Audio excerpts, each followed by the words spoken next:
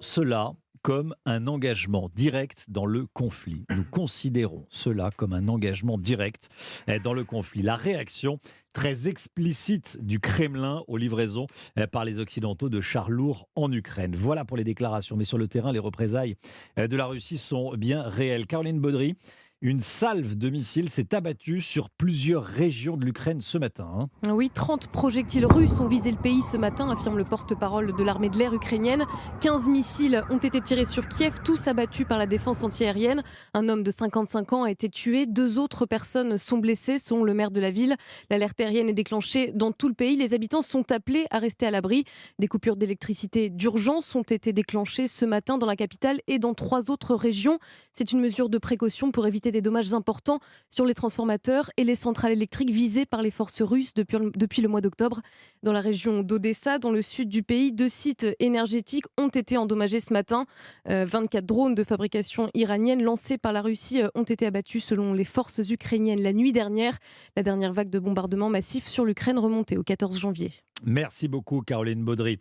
Voilà, les représailles russes. Le président ukrainien, Volodymyr Zelensky, en demande encore plus aux Occidentaux. Il demande des missiles de longue portée et des avions de combat. Et ce, alors qu'on vient de le voir, le porte-parole du Kremlin dit que l'envoi de chars est déjà considéré par la partie russe comme un engagement direct dans le conflit. L'Allemagne s'engage déjà à livrer 14 chars Léopard d'ici à la fin mars, début avril. Pas de calendrier pour l'instant pour les livraisons de 31 chars Abrams américains. Et désormais, tous les regards sont tournés vers la France et ses chars Leclerc. Louis Dragnel avec nous. Bonjour Louis. Bonjour Romain, bonjour à tous. L'armée française peut-elle envoyer son char d'assaut phare, le Leclerc, pour combattre les Russes? Alors techniquement, oui, évidemment, c'est possible, mais la réticence de la France, en tout cas pour le moment, s'explique par la volonté de préserver le petit stock de chars Leclerc en dotation dans les armées. On en compte 202 pour éviter d'affaiblir les capacités françaises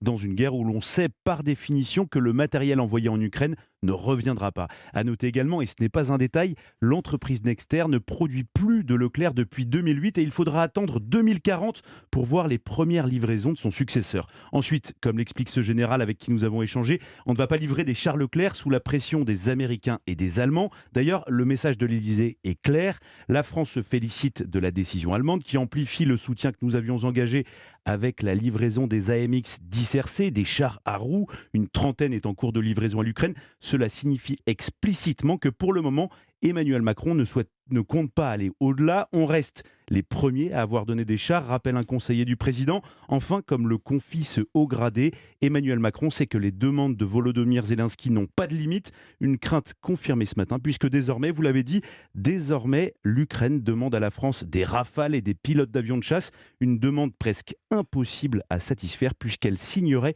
une véritable entrée de la France dans le conflit. Merci beaucoup Louis Dragnel. Voilà, et j'ajoute que la chef de la diplomatie française, la ministre française des Affaires étrangères Catherine Colonna, est arrivée ce matin à Odessa, dans le sud-ouest de l'Ukraine, au bord de la mer Noire, pour une visite destinée à, je cite, afficher le soutien de la France à l'Ukraine à l'approche du premier anniversaire de l'invasion du pays par la Russie.